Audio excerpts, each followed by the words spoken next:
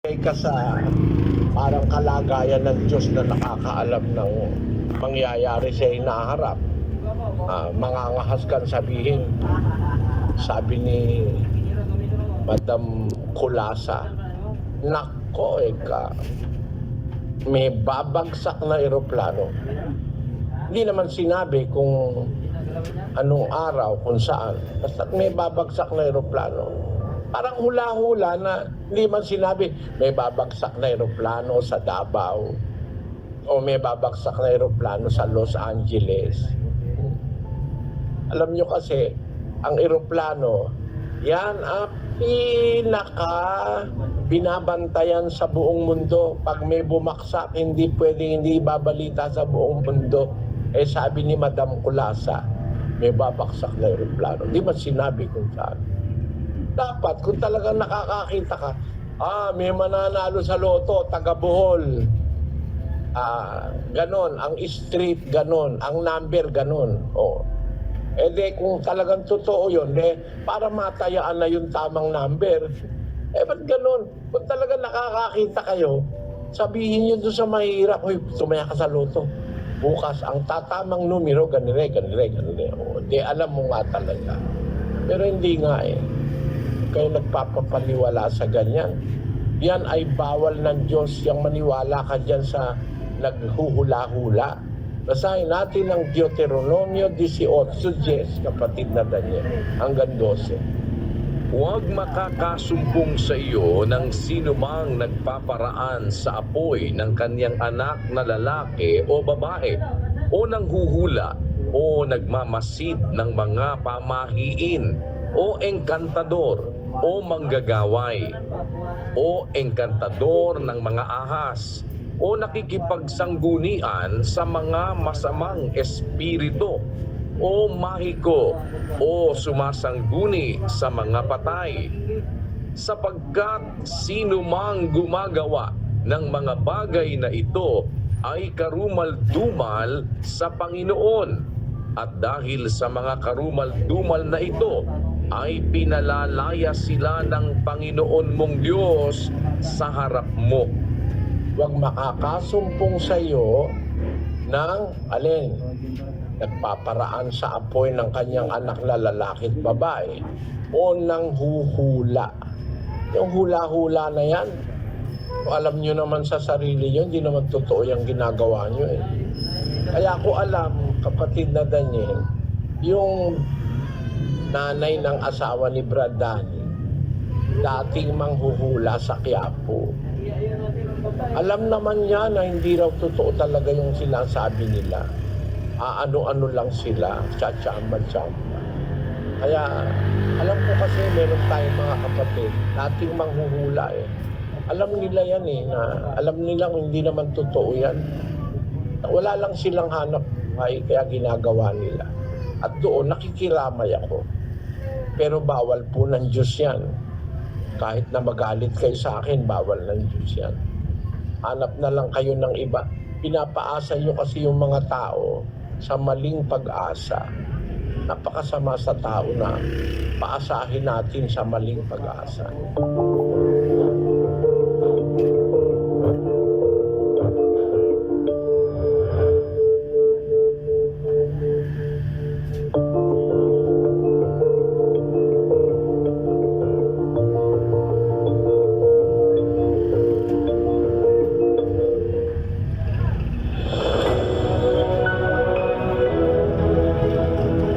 Lang ang makakarating doon.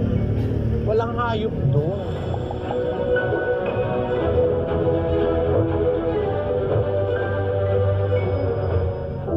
Wala namang nakasulat sa Biblia na babalik uli ng Diyos yung Eden. Wala noon. Kasi dati raw yung Eden may mga hayop. Kaya pag binalik daw yung Eden, may animal din. Saan mo nabasa sa Biblia yon? Tignan natin sa Biblia kung merong mapupuntang aso doon sa langit. Primera Tesalonica 4:16. Sapagkat ang Panginoon din ang bababang mula sa langit, na may isang sigaw, may tinig ng arkanghel at may pakakak ng Diyos. At ang nangamatay kay Kristo ay unang mga bubuhay na magmuli. Meron bang hayop na namatay kay Kristo? Para sabihin mong magkakaroon ng hayop sa langit, tao lang ang makakarating doon. Walang hayop doon. Wala akong nababasa na pagkakataon na ang Diyos naglagay ng hayop sa langit. Sa langit, merong 4 na nilalang na buhay, pero hindi hayop. Hindi hayop. Yung 4 na nilalang na buhay, may anyo na ang isa, anyo ng isang tao, yung isa, anyo ng isang agila, yung isa, anyo ng isang buyang baka, at yung isa, anyo ng isang leon.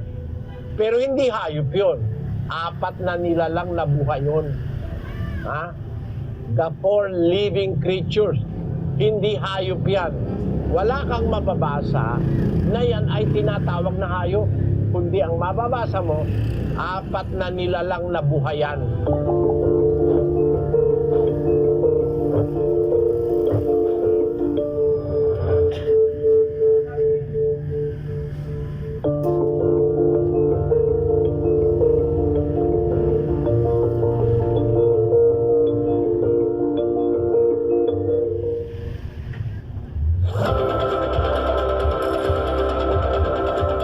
Pornographic nga ba't ka naman manonood nun?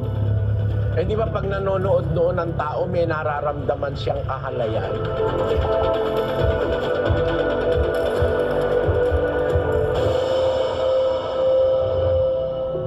Di kasama yun dun sa masasamang pita ng mata. Masama yun, kapatid. Nagdudulot yun ng discontentment para sa iyo, sa asawa mo, o sa partner mo sa buhay. Para bang pagka wala ka ng panonooring bold, wala ka ng gusto sa asawa mo. Ayaw ng Diyos yun. Basahin natin ang 2:15 ni Malakias. Pakinggan niyo. At di bagas siya'y gumawa ng isa, bagaman siya'y may labis na espiritu. At bakit isa? Kanyang hinanap ang lahing makadiyos. Kaya't ingatan ninyo ang inyong kalooban at huwag nang manglilo laban sa asawa ng kanyang kabataan. Yung asawa ng kabataan natin, huwag nating paglililuhan yun. Mahalin mo yung asawa mo ng kabataan mo, yung asawa mo na nakasama mong mahabang panahon sa buhay. Dapat mahalin mo yun, huwag kang maglililo sa kanya. Parang isang forma ng panlililo yung kailangan mo bang bold films, movies, mga magazine in between you at inyong asawa mo. Infidelity yon, kapatid. Kaya iwasan ninyo yun. Kasi hindi naman talaga maiiwasan totally. Kung minsan, nagbukas ka ng television, di mo sinasadya, meron palang ganun. Magugulat ka na lang pagka ganun, makakakita ka. Pero interesin mo yon, na interesin mo willfully na gawin mo yung lagi kang nanonood ng mga pornographic na yun. Labag yun sa kalooban ng Diyos because it encourages something bad, masamang bagay yun. Kasi eto, bukod sa sinasabi ng Biblia, mayroong pag-aaral dyan ng mga psychiatrist. Effect of watching pornography. The incredible shrinking brain. Porn may also literally shrink the brain. A 2014 study in the journal JAMA Psychiatry found men who regularly consumed porn had smaller brain volume and fewer connections in the striatum, a brain region tied to reward processing, compared with those who didn't view porn. Nakakashrink, umuurong ang brain ng mahilig sa mga porn. Sa Biblia, kasama yan sa iniutos ng Diyos sa atin na iwasan natin yung mga masasamang pita ng mata.